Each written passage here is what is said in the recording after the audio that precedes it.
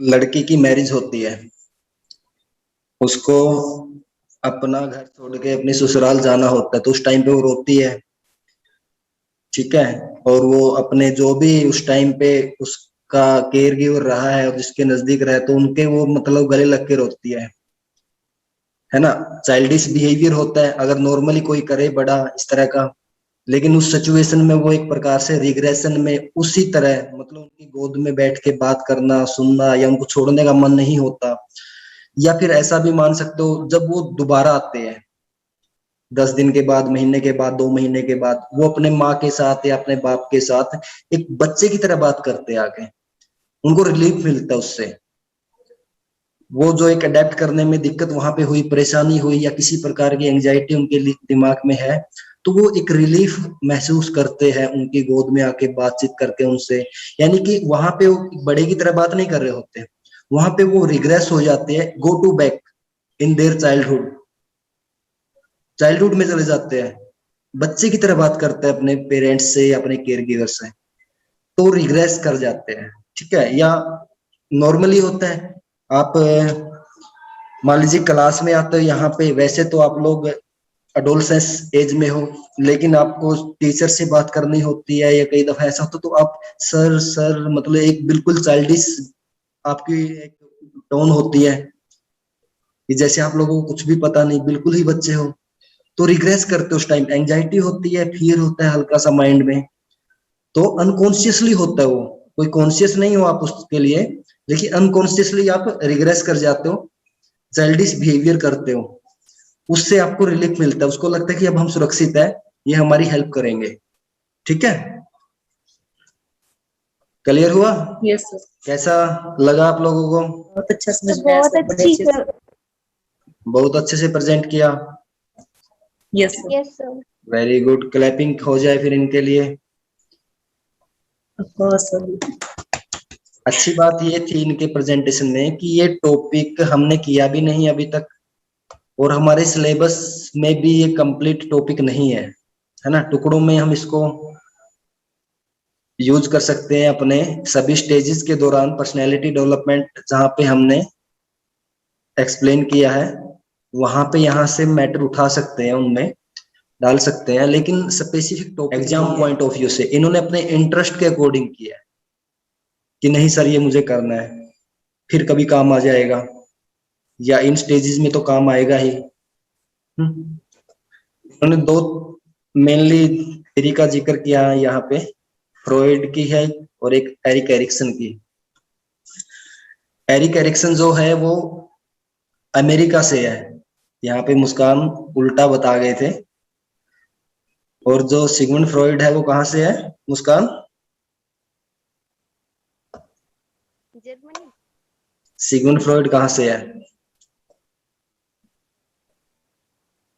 पता नहीं sir. Austria से।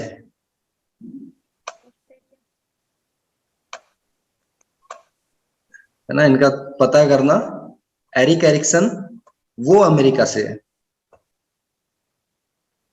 सिगमंड फ्रॉइड को आप बहुत पढ़ोगे, जैसे जैसे स्टडी आप लोग करते जाओगे साइकोलॉजी में स्पेसिफिकली, तो आप लोग सिगमंड फ्रॉइड को बहुत डिटेल में पढ़ोगे, क्योंकि एक ऐसे फोर्स के रूप में काम इन्होंने किया है। इन्होंने जो कॉन्सेप्ट दिए हैं अपने, उनको ना तो सिरे से रिजेक्ट किया जा सकता, ना ही टोटली एक्सेप्ट किया जा सकता। इन्होंने अनकॉन्शियस मोटिवेशन पे जो काम किया है, अपने आप में सब्जेक्टिव कॉन्सेप्ट है, डायरेक्ट उसको टेस्ट नहीं किया जा सकता, असेस नहीं किया जा सकता।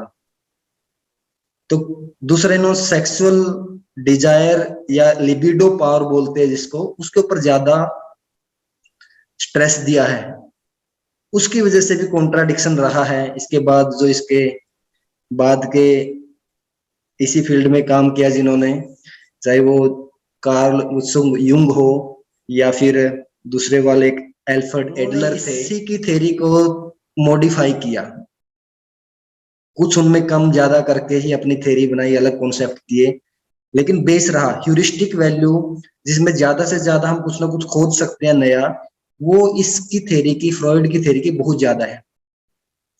क्लियर? तो इसको आप पढ़ते रहोगे, और ये मानते हैं कि अपना जो बिहेवियर है वो 90% अनकॉन्शियस मोटिवेशन बोलते हैं जिसको, अनकॉन्शियस लेवल ऑफ माइंड का जिक्र किया ना, एक वहां पे स्लाइड में मिस्टेक है, लेवल ऑफ कॉन्शियसनेस लिख रखा है, वहां पे लेवल ऑफ माइंड लिखा है शायद, इन्होंने चेक करना मुस्कान, वो जो 3 लेवल बता रखे हैं माइंड के, तो सबसे वाले इन्होंने कॉन्शियस लेवल बताया है। जैसे हम अभी बात कर रहे हैं, आप लोग गौर से सुन रहे हो, ये कॉन्शियस लेवल आपके माइंड का, हमारे आसपास जो भी हो रहा है हमारा टोटली ध्यान वहां पे है, ये आपका कॉन्शियस लेवल है, बातों को समझ रहे हो साथ के साथ, ये आपका कॉन्शियस लेवल है।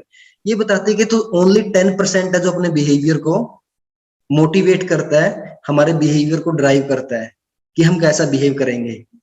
अदरवाइज ये मानते हैं कि 90 जो परसेंट है अपना बिहेवियर, वो अनकॉन्शियसली, हमारा जो माइंड का एक पार्ट है अनकॉन्शियस, उसके द्वारा ड्राइव किया जाता है।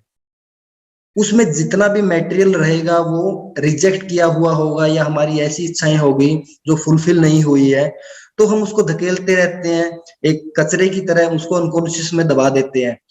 वो एक एनर्जी है, एक प्रकार से थॉट है आया हमारे माइंड में कोई, वो नष्ट नहीं होता कभी भी, उसको हम फुलफिल नहीं कर पाए, लेकिन वो हमारे अनकॉन्शियस में आज भी जिंदा है।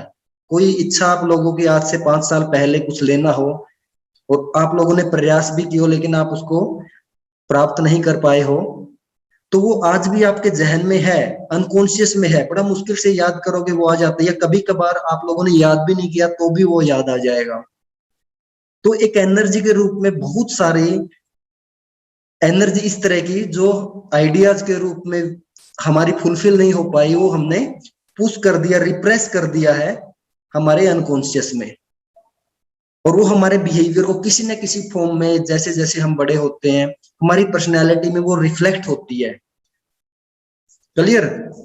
तो अनकॉन्शियस मोटिवेशन या अनकॉन्शियस माइंड का जो लेवल है, उसके ऊपर इन्होंने बहुत ज्यादा स्ट्रेस दिया है। वो मानते हैं कि आइसबर्ग की तरह है। आइसबर्ग मतलब, टाइटैनिक मूवी देखी है आप लोगों ने? टाइटैनिक मूवी में वो जहाज डूब जाता है, तो उसमें वो जहाज टकराता है जो उस समुद्र में, वो एक आइसबर्ग होता है। वो ऊपर से जो दिखाई दे रहा था बर्फ का टुकड़ा जो मलबा बना हुआ था, वो बिल्कुल ही थोड़ा सा था, लेकिन जो उसके नीचे था समंदर में, पानी में, उसका साइज बहुत बड़ा था, वो नजर नहीं आया, और उसके साथ उसका टकराव हो जाता है, जिस वजह से उसमें बहुत सारे लोग मर जाते हैं।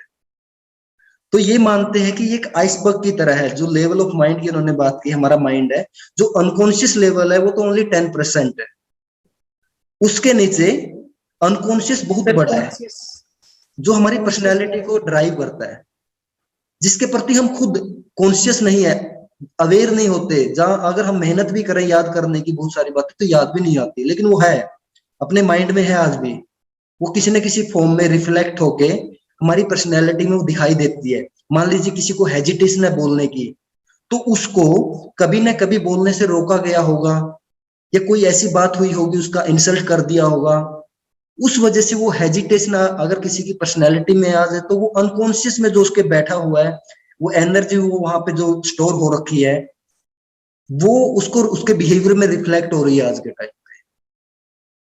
या किसी की सेक्सुअल डिजायर बहुत ही ज्यादा है, एक एज, मान लीजिए एडोलसेंस में, मान सकते हैं कि हार्मोनल चेंजेस ज्यादा होते हैं, पॉजिटिव सेक्स के प्रति अट्रैक्शन ज्यादा होता है, लेकिन कुछ व्यक्ति ऐसे भी मिलेंगे आपको, मेल और फीमेल दोनों में ही, जो एक एज उनकी बहुत ज्यादा हो गई है, अडल्टहुड में एंटर कर गए हैं, फैमिली सिस्टम भी उनका है, एक सोसाइटी स्ट्रक्चर में वो रहते हैं, उसके बावजूद भी वो अपनी उस ईड को, या वो उसके जो थॉट प्रोसेस है, वो उनको रोक नहीं पा रहे हैं।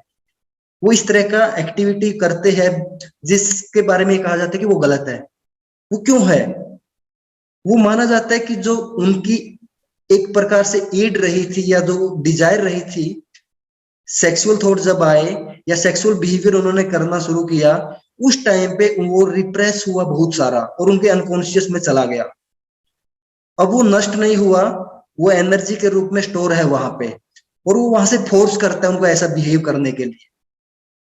क्लियर? और जो जस्टिफाई कर जाते हैं वहां पे, क्लियर होता रहते हैं, अनकॉन्शियस में ज्यादा कचरा नहीं होता इस तरह का, तो उनका बिहेवियर कॉन्शियस लेवल पे ज्यादा होता है, क्योंकि अनकॉन्शियस में उन्होंने ज्यादा सा कचरा इकट्ठा नहीं कर रखा। तो अनकॉन्शियस एक प्रकार से डस्टबिन की तरह, उसमें बहुत सारा मटेरियल पड़ा हुआ है और वो किसी न किसी फॉर्म में हमारी पर्सनैलिटी में रिफ्लेक्ट होता रहता है। क्लियर?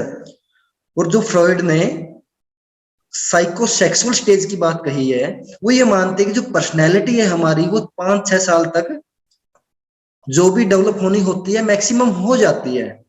वहां पे जितनी भी ईड की जो पर्सनैलिटी स्ट्रक्चर में एक पार्ट बताया है, ईड, ईगो, सुपर ईगो में ईड यानी कि उनको तुरंत चाहिए, प्लीजर प्रिंसिपल पे काम करते हैं, बहुत सेल्फिश होते हैं।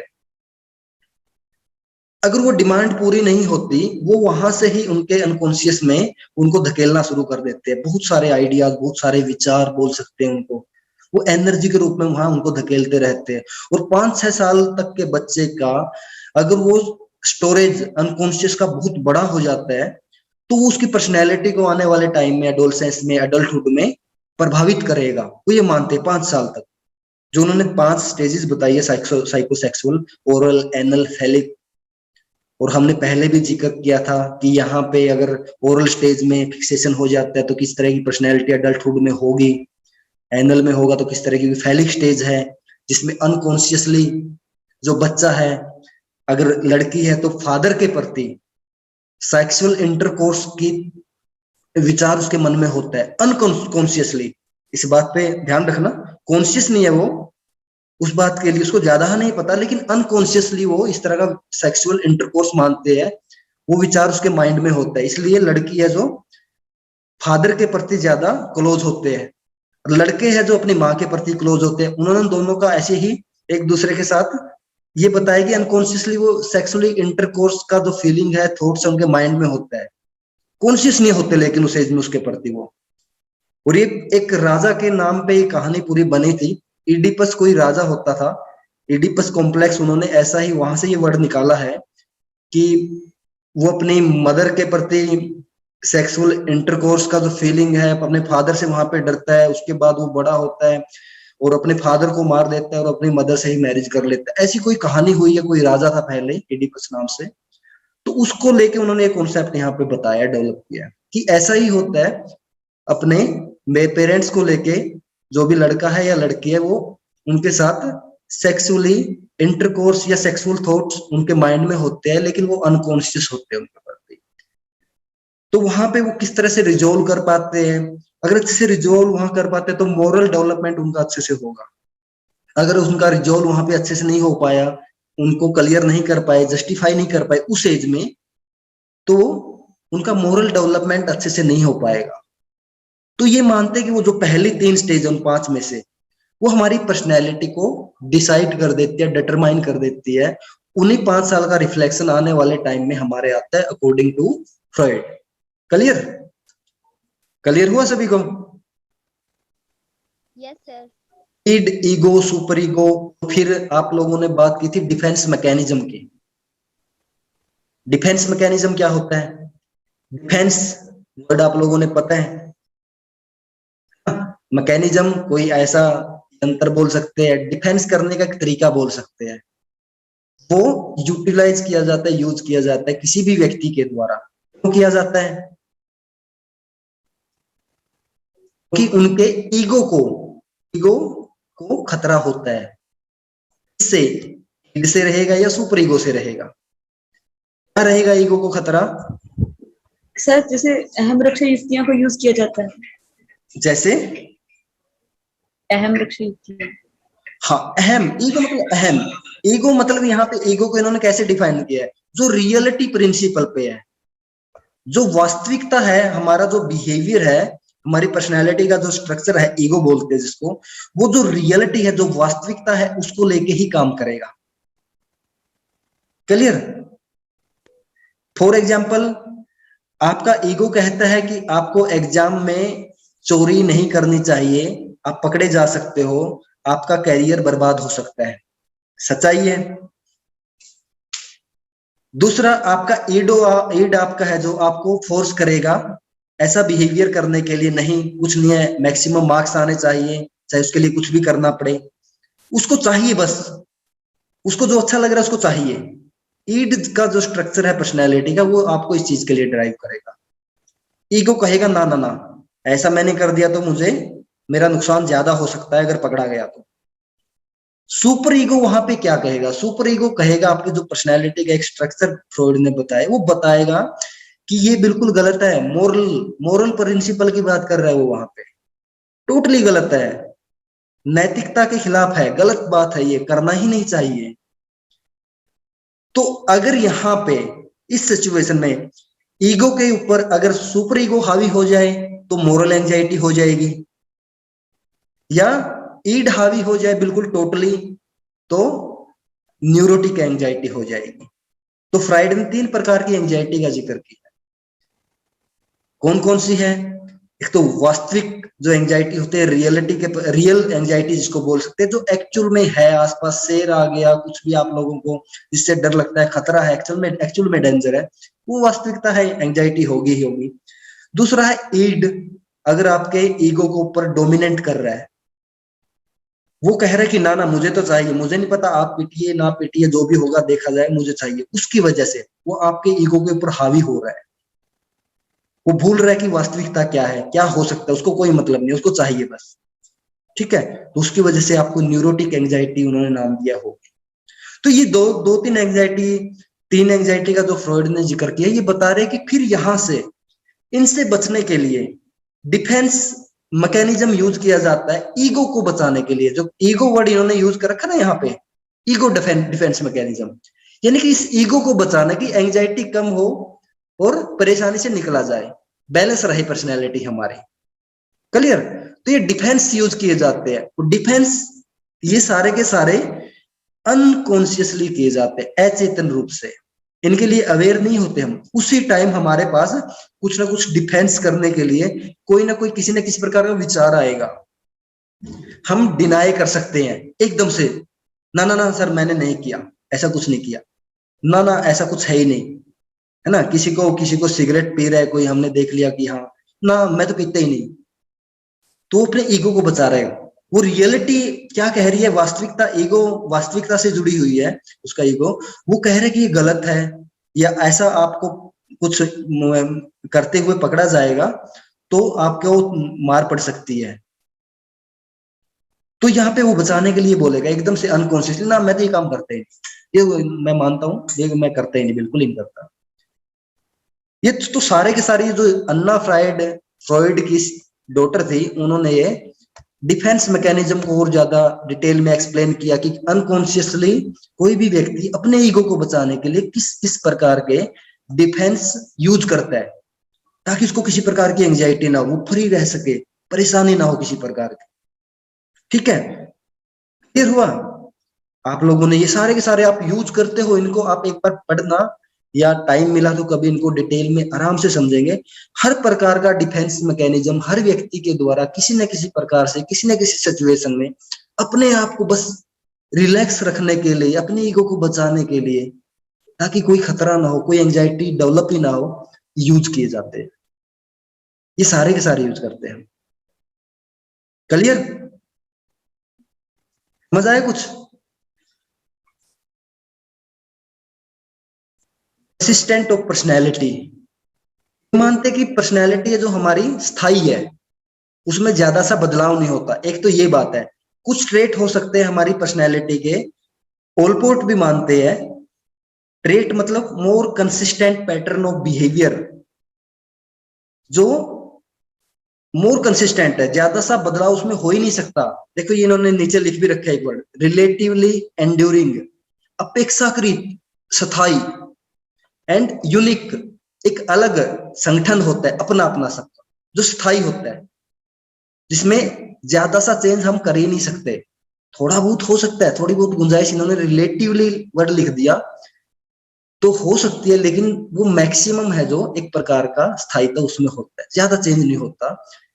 ये सबके के सारे जो ट्रेट होते हैं पर्सनैलिटी के, उनके लिए नहीं होता, उनमें से बहुत सारे ऐसे भी होते हैं एस्पेक्ट्स पर्सनैलिटी के जो चेंज होते हैं।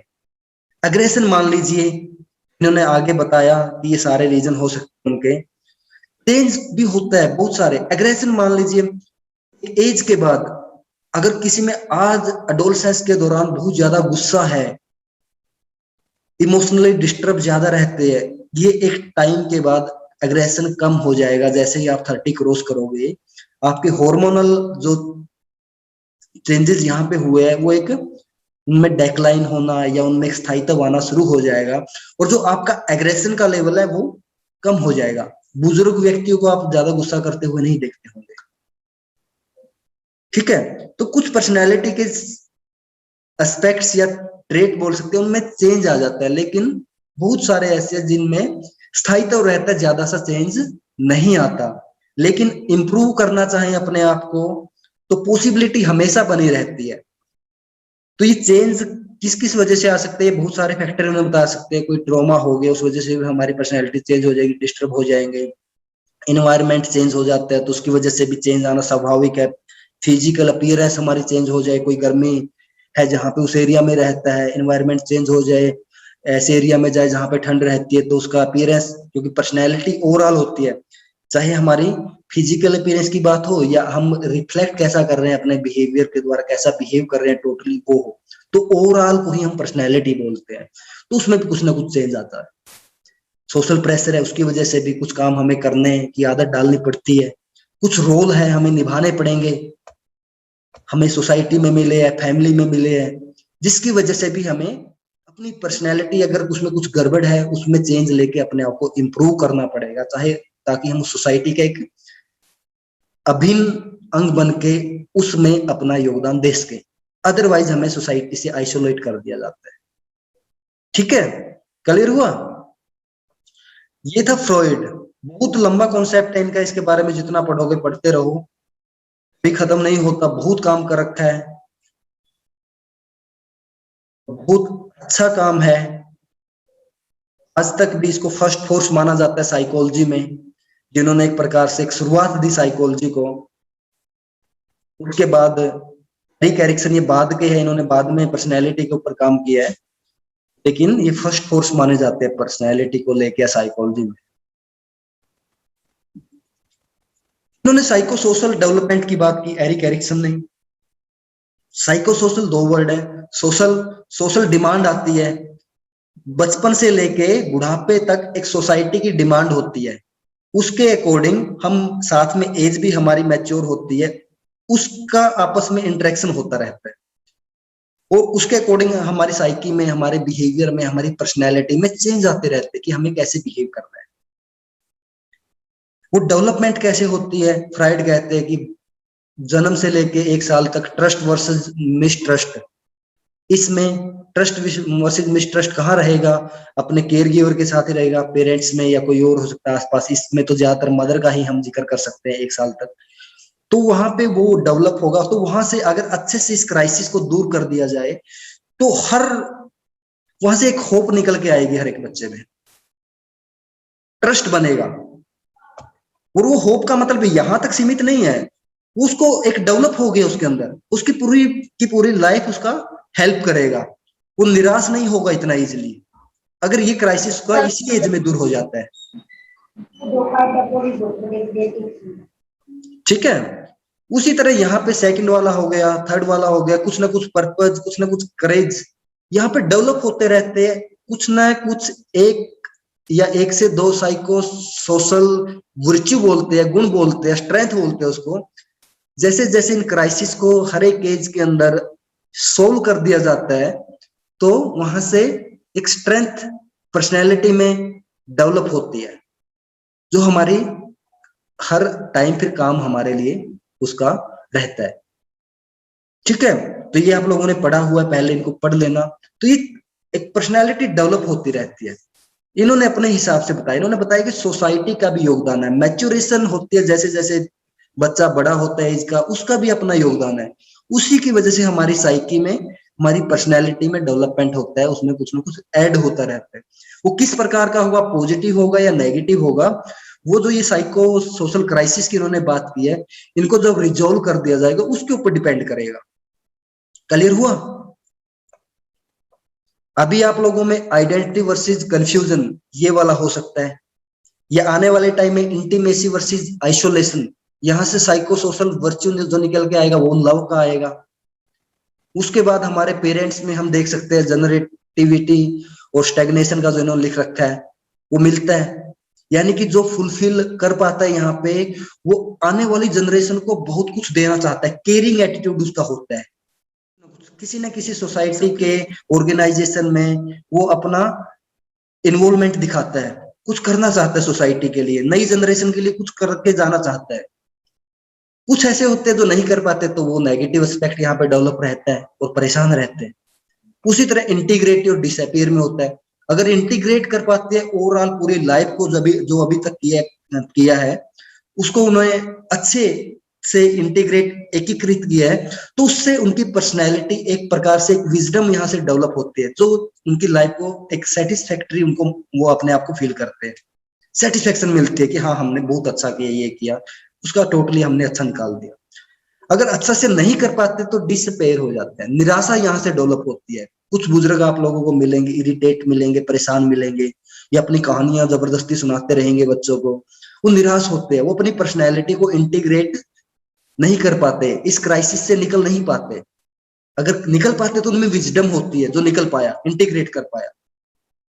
साइको सोशल जो वर्च्यू मैं बात कर रहा हूँ, यहाँ पे विजडम डेवलप हो जाती है, वो आपको बहुत ही शीतल भाव के मिलेंगे, अच्छे से लोगों से बात करते हुए संतुष्ट जिंदगी उनको लगेगी कि इसने जी है।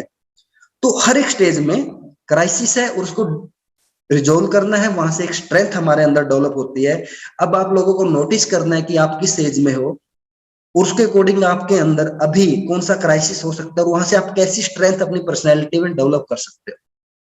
ये आपका अपना काम है। ये थ्योरी पढ़ने का फायदा तभी है अगर आप ऐसा कर पाए तो। क्लियर?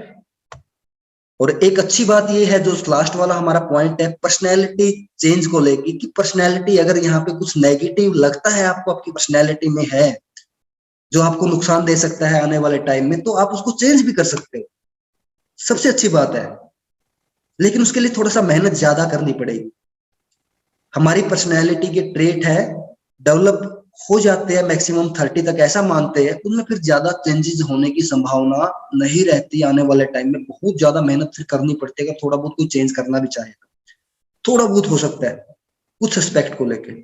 लेकिन यहाँ पे इस एज में आप बना सकते हो वो ट्रेट को मोर कंसिस्टेंट, जिस भी तरह का जो भी ट्रेट आप डेवलप करना चाहो अच्छे से यहाँ पे करने की कोशिश अगर करोगे तो आप जल्दी कर पाओगे। तो यहाँ पे मेहनत करनी चाहिए अपनी पर्सनैलिटी को डेवलप करने की। और ये थ्योरी पढ़ने का तभी फायदा है ताकि हम अपने आप को इम्प्रूव कर सकें, हमें पहले से ही आइडिया हो कि यहाँ पे क्या क्या प्रॉब्लम हो सकती है, हम ऑब्जर्व कर पाए दूसरों में भी इस तरह की प्रॉब्लम हम देखेंगे, कुछ अच्छे मिलेंगे यहाँ पे, कुछ में कोई गड़बड़ मिलेगी, तो हम आइडिया लगा सकते हैं, रिलेट कर सकते हैं। जो फ्रॉइड ने भी बोला है कि साइको सोशल नहीं साइको सेक्सुअल फिक्सेशन हो जाती है एक एज के दौरान, जिसका रिफ्लेक्शन हमारी पर्सनैलिटी में आने वाले टाइम में दिखता है। तो आप वो भी रिलेट कर सकते हो, कोई किस तरह का बिहेवियर कर रहा है तो वो कहाँ पे जाकर रिलेट होगा। तो तभी ये थ्योरी पढ़ने का बेनिफिट आप लोगों के लिए रहेगा। क्लियर हुआ? फ्रॉइड का मेनली काम है अनकॉन्शियस मोटिवेशन को लेके, साइको सेक्सुअल स्टेजेस उन्होंने बताई है, और बताते कि वहां पे फिक्सेशन हो जाती है जिसकी वजह से आने वाले टाइम में दिक्कत रहती है, परेशानी होती है, एक अलग तरह की पर्सनैलिटी निकल के आती है। अगर वो फिक्सेशन दूर कर दी जाती है उसी एज में तो ज्यादा परेशानी पर्सनैलिटी को अगर यहाँ पे या आने वाले टाइम में अच्छे से एस्टेब्लिश करना चाहते हैं, डेवलप करना चाहते हैं, तो हमें अवेयर रहना होगा। तो कल का जो प्रेजेंटेशन रहेगा वो कौन देगा?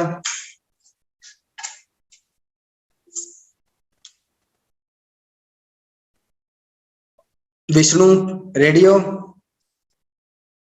नहीं हो तो अब तो हो जाइए, 2 प्रेजेंटेशन हो गई है, आप क्लास भी अटेंड कर रहे हो विष्णु, बैकफुट पे मत जाओ, कोई दिक्कत होने वाली नहीं है, आपका सपोर्ट करने के लिए हम सारे यहाँ पे हैं। ठीक है, कल आप प्रेजेंट करोगे। सर विष्णु का टॉपिक क्या रहेगा प्रेजेंटेशन का? विष्णु टॉपिक क्या आपका? विष्णु यहाँ पे नहीं है क्या? कल्चरल फैक्टर्स शायद सर। अच्छा, तो क्या? क्लास में नहीं है क्या अभी? इनमें से और कौन है? आप लोगों में कोई भी रेडी नहीं हो अपनी मर्जी से?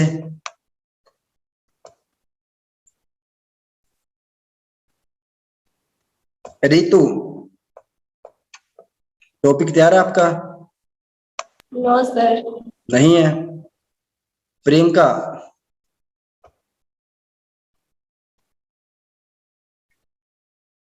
प्रियंका सर एक स्लाइड रहती है बनाने। एक स्लाइड रहती है, बन जाएगी, कोई बात नहीं, अभी बना दीजिए उसको। एक स्लाइड का 5 मिनट का काम है। कर दो टाइप उसको। आप करना है कल, ठीक है? नो सर क्या नहीं। अरे हो जाएगा, बहुत टाइम है, पूरा दिन है आपके पास। कहीं दिक्कत हो, कोई डाउट हो तो कॉल कर लेना, कोई इशू नहीं है, ठीक है? लेकिन आप करना। ओके, ठीक है प्रियंका? Okay sir. हाँ, घबराओ मत, कोई सही गलत वाला इशू नहीं है। कहीं दिक्कत आएगी तो हैंडल हो जाएगा, ऐसा कोई इशू नहीं है। सर टॉपिक क्या है प्रियंका का? आपका टॉपिक क्या है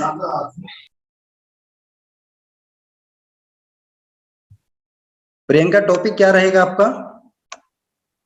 किसके ऊपर आपने पीपीटी बनाया है?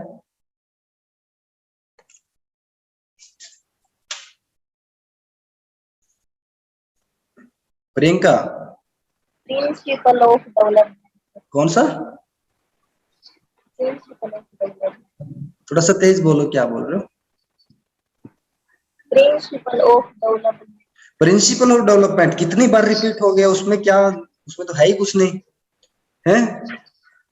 सबसे बेसिक टॉपिक है आपका। सर वो थोड़ा सा बनाना रहता है। कोई बात नहीं, बन जाएगा, स्लाइड में टाइप ही करना, उनमें ज्यादा टाइम नहीं लगता। फिर कहीं दिक्कत आए तो कॉल कर लेना, ठीक है? चलो ठीक है, कल प्रियंका का रहेगा प्रिंसिपल ऑफ डेवलपमेंट। और हम अभी क्लास को एंड करते हैं, ठीक है? कोई किसी को कुछ पूछना हो तो पूछ लीजिए। कुछ पूछना है किसी को?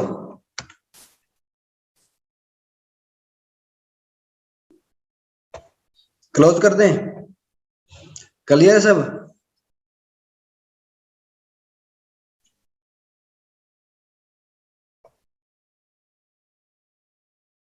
एंड कर दें क्लास का? Yes sir. चलो ठीक है, ऑल द बेस्ट, तैयारी रखो अपनी। आने वाले टॉपिक के लिए एक दूसरे से सीखते रहो, वो जैसा भी प्रेजेंट करते हैं कुछ ना कुछ तो अच्छा मिलेगा हर एक में, है ना? हमारे से इम्प्रूव करते रहो साथ के साथ। चलो ठीक है, हैव ए नाइस डे।